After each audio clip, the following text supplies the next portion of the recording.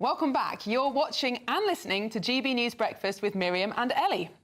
Now, figures show that tens of thousands of children are missing school lessons, while some of those who do attend are excused from class over concerns for their mental health. Now, this has been put down to a lockdown hangover, with the Centre for Social Justice revealing a staggering 150,000 children missed half of their school time last year. Wow. So this morning we're asking, is it ever OK to let kids skip school so that they can have a lazy day?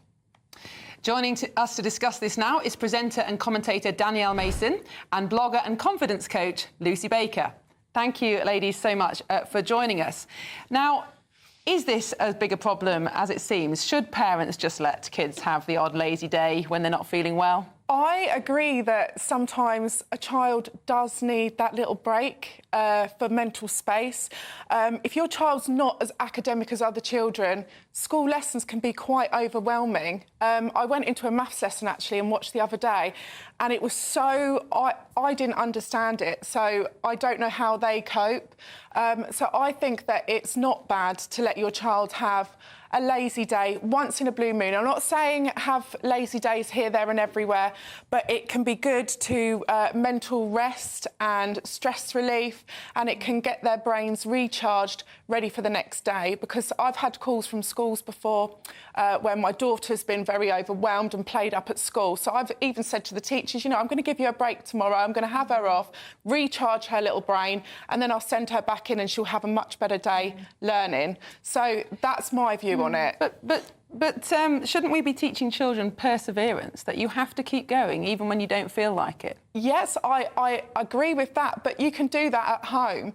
I mean, in a work environment, it's different because you choose to do that job. But if you're in a school environment, there's subjects there that children aren't necessarily interested in, and it can be a little bit boring for them with the subjects they don't want to learn. But I think that it's OK to let them have a lazy day off. OK. Just one in a blue moon. I'm not saying take lots, but if my child's worked really hard and they've done weeks and weeks of education, they've done well, their brain's a little bit overwhelmed, then I say have a little rest day, recharge your batteries and then get back in school the next day where you'll be learning more rather than playing up and being stressed. OK, Lucy Baker, let's bring you in. What do you think? We've got Danielle saying there, once in a blue moon, it can be beneficial for the children and also beneficial for the teachers, giving them a little bit of a break. Not beneficial for the parents, though. No, I disagree with Danielle, actually, because, I mean, I've got 3 children. One's 14, one's 11, one's 5. I work from home. My husband works from home as well, actually. I don't want my kids at home with me in the day.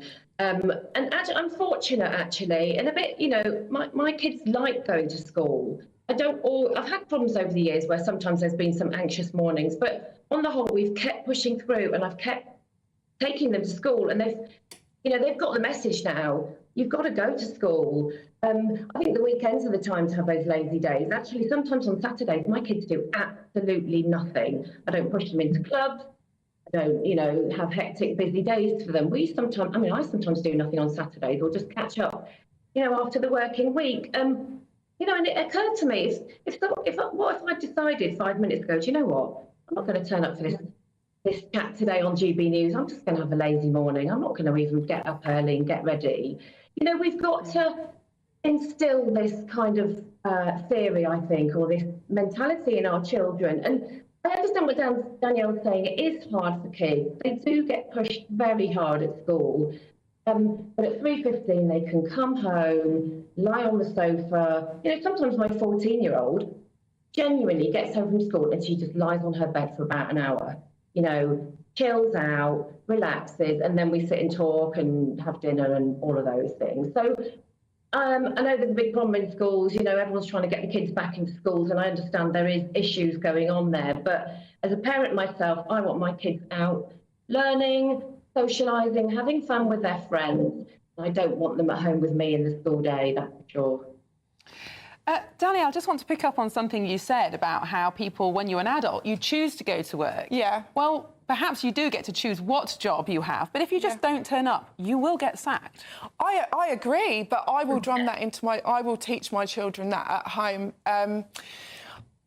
I would never encourage my children to have a day off of work, but when it comes to school, it's very overwhelming. It's a lot to take in. As I said, a career that they'll be working towards would be something they would enjoy. I hope that they wouldn't be working in a job that they didn't want to do. So I would discourage them from calling in, you know, to have a lazy day at work. I don't encourage that. But with school, I find it slightly different. You know, their brains are still developing. They're like little sponges. And it can be really overwhelming, the amount of education that they put on children. So, yeah, that's my stance on it. Lucy, what do you make of that? Is there a difference between school and work in the messaging that we're instilling in children? Well, obviously go to work to earn money, to pay the bills and have fun and do all sorts of things. So, you know, to a point, there is a choice in that, and school should be compulsory. But I just think, you know, we've got to, I don't know. I think it's getting that idea that you can't just be lazy if you want to be lazy. You know, it doesn't make a great human being for a start, does it? You know, we've all got lazy people in our lives, and it's, you know, there's so much opportunity at school. You can have fun. And actually, I feel really fortunate that my children's schools, they, like I said before, they enjoy them. I talk to my kids' teachers all the time. You know, if my child was feeling overwhelmed and felt like they wanted a lazy day, I would still get them in at 8:45 and have a word with the teacher. Do you know what? You know, my child's not feeling great today. They're feeling a bit overwhelmed. They're struggling.